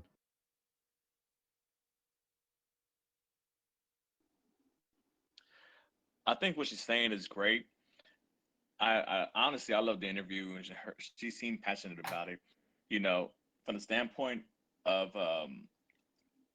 having the ability to transfer tickets and stuff like that, that I think that's a must for sure. Because you have people like, I mean, I'm sure like as much as I would love to make it to every game that I possibly could, it's unrealistic for me. Yeah, agreed. And unfortunately, I can't, you know, go stand and cheer with all my guys all the time, that I would like to. Sometimes I go with friends like yourself and Sergio and Jeffrey. That one time I went, I go with other friends that love the Dynamo, and sometimes I just bring some people casually because I just want them like, hey, come check out the game, whatever, blah blah. If you like it, then come again, whatever. Yeah, And no, 100% agreed, and that's why I wanted to ask the question because I know it's come up with people that I've talked to. What's going to be the process for transferring tickets? I know I'm not going to be able to use all my tickets, that kind of thing. So I'm glad that she was able to elaborate on it on more than just one level too, because transferring tickets, like she said, it is different than selling it on the secondary market. And I think if the Dynamo approach it in the way of transferring tickets, being able to, again, you're transferring the ticket, but you're still the one that's being held accountable and responsible for whoever you transfer it to. I think that creates a system of self accountability and self responsibility, and I think that's a huge thing when it comes to the supporter sections for 2020 and beyond. Is having some level of self accountability and self awareness that when you're inviting other people, you're bringing them into the section, you are the one taking that responsibility on, not the front office. no, of course, I mean, I tell people all the time, especially because I go to a lot of Rockets games. Being next to the Red Rowdies is not for everybody. Unfortunately, it's not. They're loud. They have a bunch of gadgets that make noise. Whatever. I enjoy it, but there's times where I just want to be like, you know what? I just want to come, chill, have a beer, and watch the game. I don't need all the noise in the background. You know, and a lot of people have that mindset. So to give the people an opportunity to be able to come enjoy the games in that supporters section when they want to is great. And then when they don't want to, you get tickets somewhere else. Yeah, no, and that's supporter section tickets are by far the cheapest tickets in the stadium, and this was specific to supporter section tickets. And if the intent and vision is for them to create that kind of not just single section, but kind of wall of support behind the goal there and opening up the lower section, then you're going to have some level of the front office being able to hold those ticket holders accountable as well, because there are some people that buy tickets. I can tell you right now for a fact in the supporter section in 117 or 116, 117, it might be 116. Anyways, or 216, 217, sorry. Up in that upper section, that there are seats on the next to the EV section that have nameplates on them that are owned by corporate members.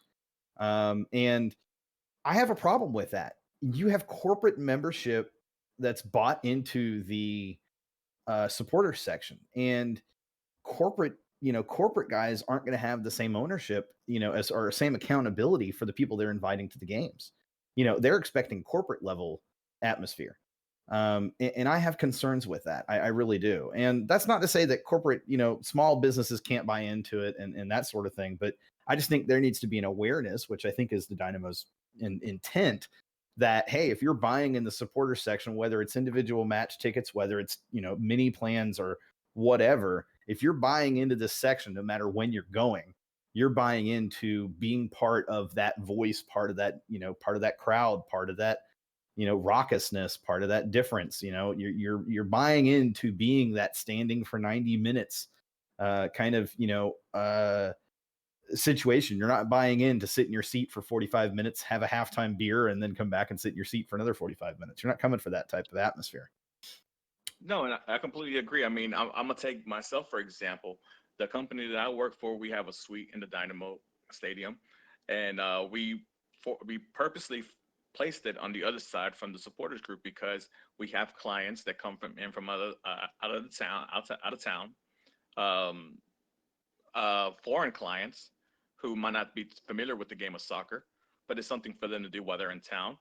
And do you want to go be bombarded by a bunch of strangers when you're just there in town for 2 days? I mean, it's unrealistic. So I mean, if you're buying seats in that section, you have to know and you have to have accountability if you're sending clients or whatever you're sending over there to those seats, and that's true.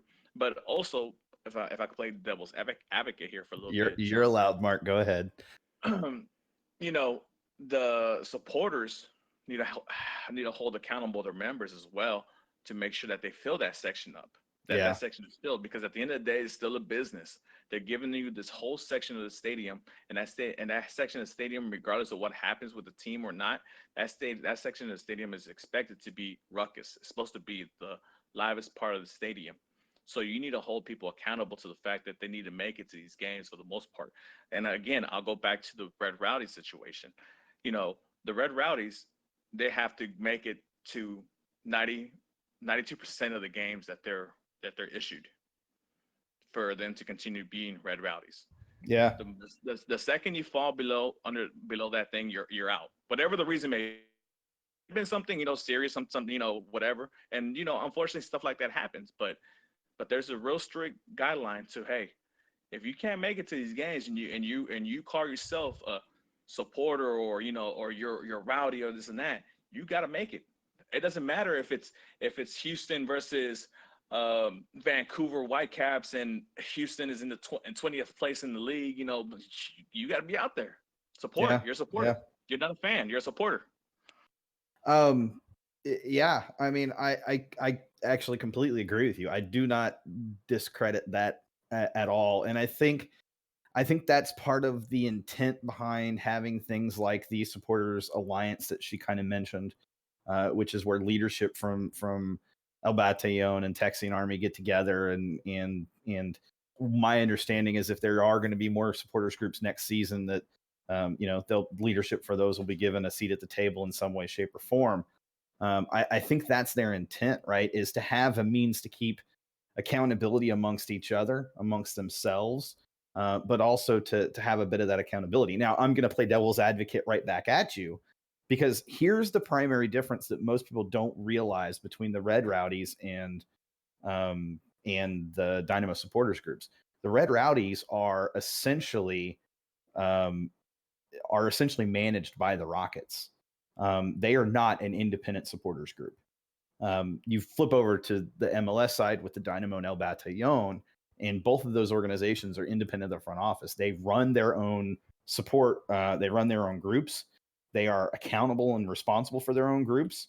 That's a mighty big difference. And I think there's a significant reasoning to not want the supporters groups to be under the Dynamo's wing, to not want them to be subject to being managed or run by ownership or by the Dynamo specifically. No, of course. Go ahead.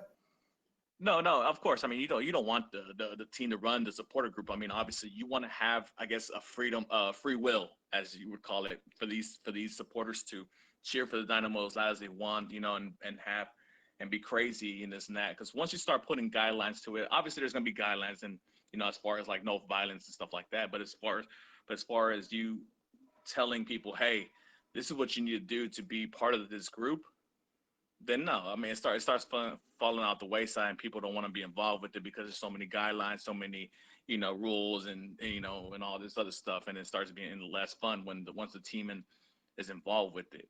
This is something man-made by themselves, that's generically made because a group of people have a love for a team, and they want to show that love for the team in the loudest, most possible way that they can think of.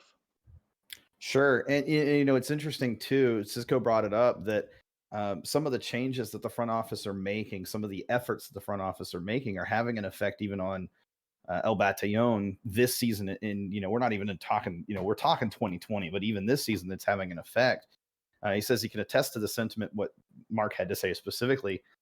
Even though I'm in the band, I'm not the type to chant and scream and yell and make loud noises naturally. That's just not my personality. I can attest to Cisco not being that kind of guy. So he's having to learn how to be a supporter. And I think that's it shows, because I can tell you Cisco's there. He's definitely giving everything he has and a whole lot more as part of the band and El Batallon. And it's interesting to watch that develop, to watch that grow in him, and to watch how that's improved over the year, over the season. And I think that there's an effect of that, right? It's getting to see what is going on with the supporters groups. I think it opens up an understanding of some of the issues that they have faced in the past, and hopefully to some extent, some of the issues that the front office are addressing by going about things the way they're doing right now. So, Sean, I'm sorry, but no, go ahead, Mark. You're good. Go ahead.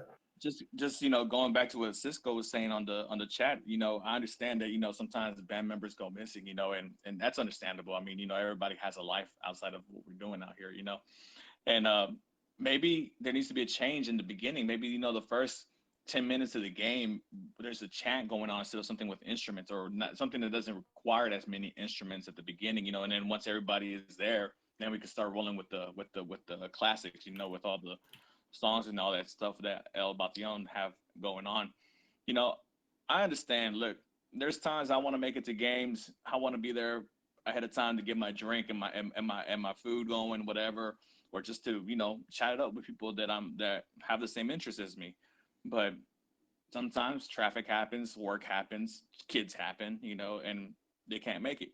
So maybe we need to make it to have a chant going at the beginning of the games. That way everybody's there chanting or saying whatever we got going, so the beginning of the game could be lively instead of worrying about, hey, where's the supporters at, man? It's 5 minutes into the game and nobody's sitting over there. It's quiet. I'm intrigued by the ones that have asked that question, because I've been one of those that's asked that question. Well, where's the band? Where's El Batallon? Kickoff or whatever before a match. And, Cisco explains kind of the process that they go through and why sometimes there's a delay, why usually there's a bit of a delay. But you kind of bring up an interesting point. Why does it fall to El Batallon to be the one to start that atmosphere in the stadium?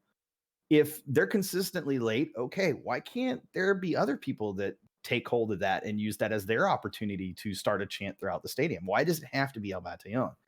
I don't know how the front office necessarily helps address that for next season, but I think that's something that maybe we as fans, just in the general, we kind of need to think about. I know I've thought about it pretty consistently over the last few months in particular.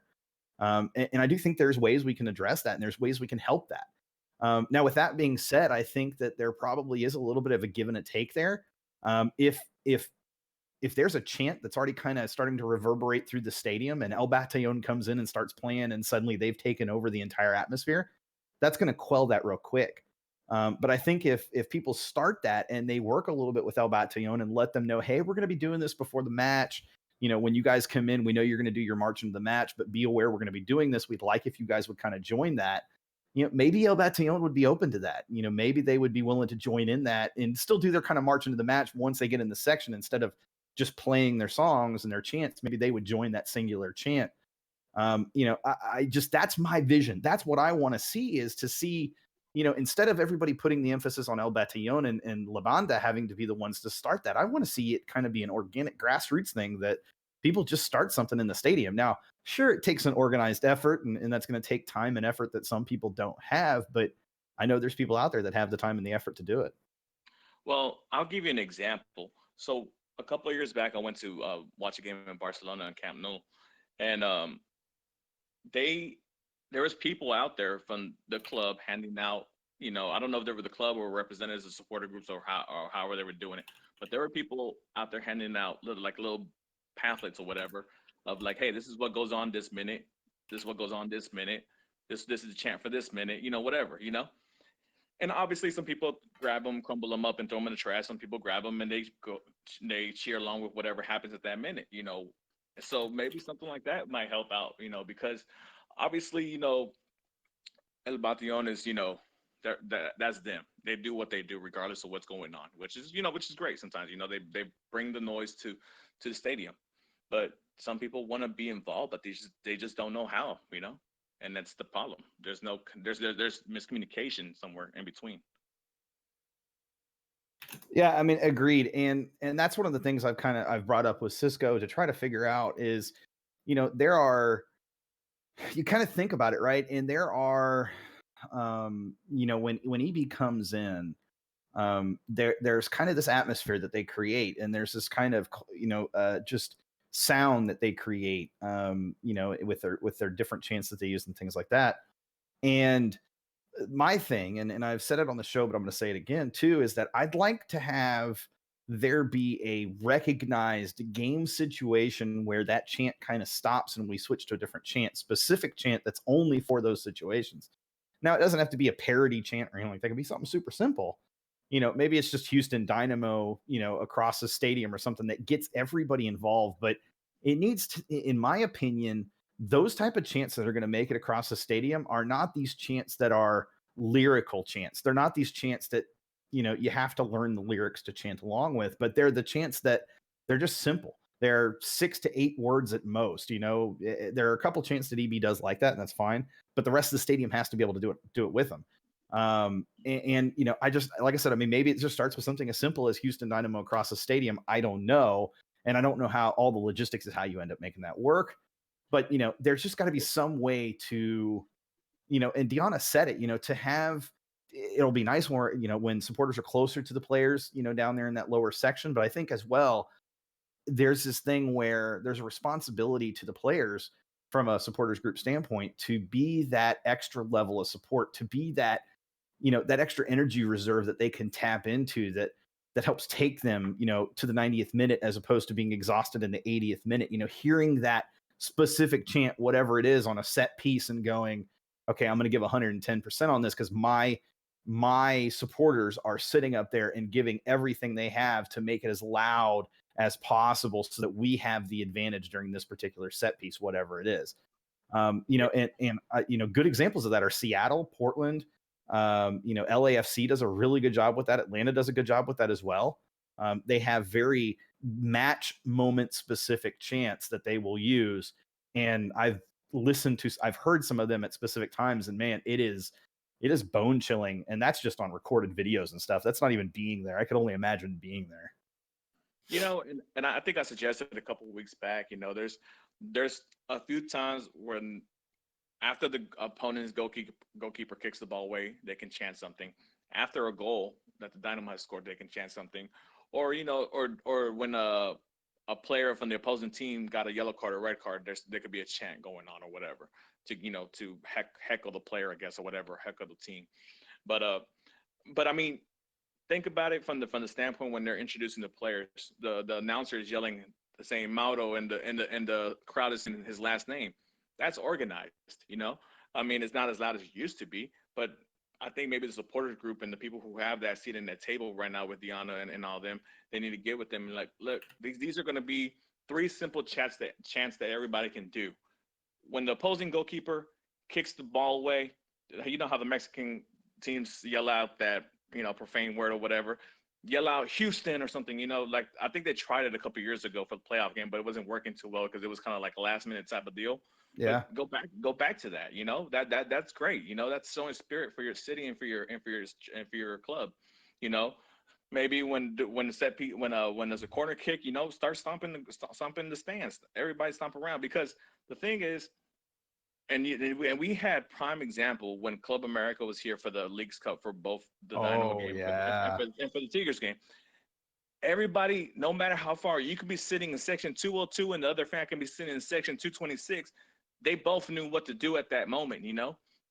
They knew once a chant started, they knew what it was, and they were simple chants. They weren't anything difficult to where whoever was sitting in section 103 and whoever was sitting in section 223, they know what the chant is, and that's why it was so live in that stadium during those games because it's simplistic. Yeah, there's gonna be a couple of chants that those supporter groups have that are real, to carry out the tune, to carry, those can be the ones that El Bation or whoever, keep playing their drums and their instruments and stuff like that. But then when stuff happens, they stop and then we go to the stadium chants. Yeah. Yeah. And I think, who was it? Darby mentioned a little earlier that there have been times when TA will start chanting and, before EB gets in the section, and then EB ends up joining in when they actually get into the section. I think that speaks a lot to the fact that EB do want there to be that, that they're open to that. And like I said, I don't know how it happens. I don't know what it's going to take. But I do know that that there are people out there that want to see that happen, and are willing to put in the time and effort for it. And like I said, I don't know, but hopefully we'll see. Hopefully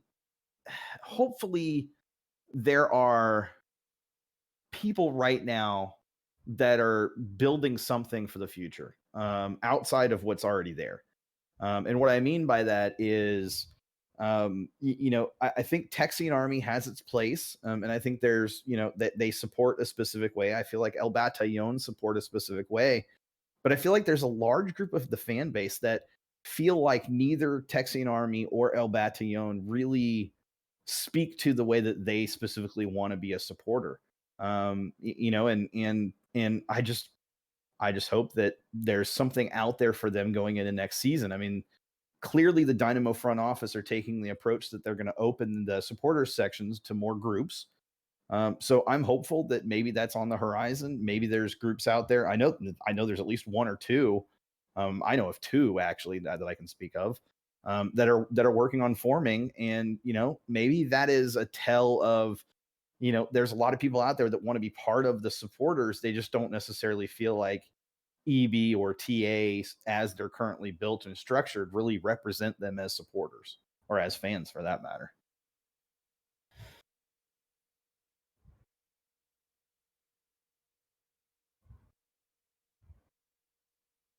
All right, cool. Mark went silent on me. Let's see. What time is it, guys?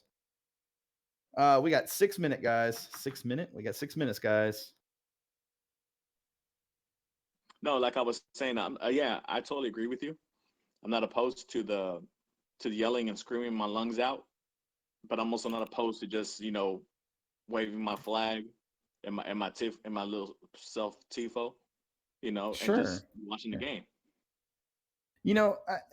That's an interesting thing for me too, right? Is I think there are there's ways to be a supporter, and I know this because I feel like when I was in 102, me, Cisco, and our group of friends, I feel like we were supporters. I mean, during set pieces, we would get up and we would cheer. We would, if there was an opportunity on our end of the pitch, we would stand up and get excited and get into it. I mean, I feel like maybe we weren't kind of that radical supporter level in terms of what EB and TA bring, but I feel like we were definitely to some extent supporters. And so I think there's a lot of that out there. There's a lot of people that they've got their section, they've got their 15, 20 people that sit around them and they're in whatever section they're in. And they try to get those people into the match and into the atmosphere to try to egg them, to try to get them connected to it. And I think they do have a lot of success, but I just feel like maybe that there's a way that, that there's a method to be able to maybe connect those efforts so that they don't feel like they're the only ones doing it. I think there's kind of a disconnect around the stadium to some extent when it comes to that.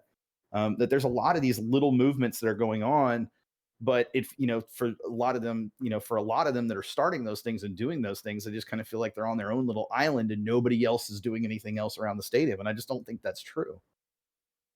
No, and yeah, and I think the best time to start is like as soon as like the season finishes and they're going into their off season.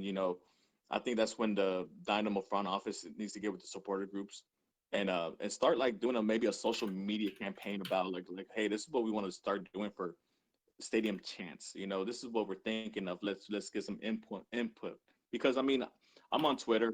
I see Cisco on Twitter. I see you on Twitter. I see everybody on Twitter. Hashtag Forever Orange. And I see all these opinions and stuff like that. And I'm pretty sure a lot of people have opinions on what kind of chants they would like to see or what kind of involvement they would like to have as a supporter of the team. And that could be a campaign going on from October till January, and then you got 2 months before the season starts again to get it all well and head full steam. Yeah, no, and I think that like I said, I mean, I know for a fact that there's a couple of supporters groups that are in the works, and I think that the from talking to different people, I think the intent there is to be something different than what Texan Army and El Batallon bring to the game day experience. And I think ultimately, kind of like we have to with coach, kind of like we have to with players for next season, we kind of have to wait and see how things shake out. What I would say to people though is, if you feel like you're alone in terms of your support, that maybe you're in 225 or 226 and you're up there and you got, like I said, you got your 10, 15 guys around you, but you guys feel like you're the only ones in this stadium that are, other than the supporters groups that are really getting into it. I want to speak to you guys directly and say, I know that's not the case. I know that there are pockets of support around the stadium, and I'm just hopeful that there's a way to unite the fan base, so to speak. Maybe not necessarily unite the supporters, because I feel like they've made great strides in that this season.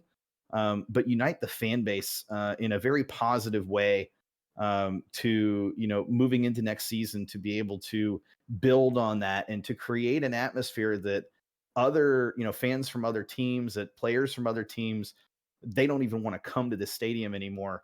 Get back to the days where we had, it was like Robertson, man, where teams would come here and it was a fortress. And even the early days of BBVA, and I firmly believe there's enough passionate people, not only in the fan base currently, but in this city, to really make that happen. And like I said, I don't know what's going to happen. I don't know what the next few months hold or the off season holds or what early next season holds, but I do know that passion goes a long way. And like I said, just don't feel like you're alone. Just know that there are other people out there that are doing the same thing, that are part of the same, family community, if you will, trying to build that up. Totally agree with you, Sean. Let's see. So we have 2 minutes. I think I'm actually going to go ahead and cut it here in just a second. Mark, hey, seriously, thank you for stepping in kind of last minute. Kind of ended up being co-host for half a show. I super appreciate that. You've been amazing. You're awesome. Definitely appreciate your viewpoint and do appreciate you taking devil's advocate. That's always great. Hopefully we can get you back on at some time. Oh, bye. He was like, peace out. I'm out. Hopefully we get you back on, Mark. It was really, really good to have you on. Hopefully Edson is feeling better or will feel better here soon. Mark, I'm pulling you back in because I guess you had something else to say. Mark, thanks for coming on. That was awesome. I hope you have a good evening, sir. And like I said, thanks for joining us. And we do hope that you'll join us again here soon. Oh, he's like, I'm out. But no, really, guys, thanks very much. I do appreciate you guys hanging in there. I know it was a little bit rough tonight, trying to have to solo it for most of the night. But Edson, get well soon. I don't know what's going on, but I hope you feel better or whatever's going on. And guys, again, thanks for hanging in there. Thanks for liking the video. If you haven't yet, like the video, share the video, subscribe to the channel.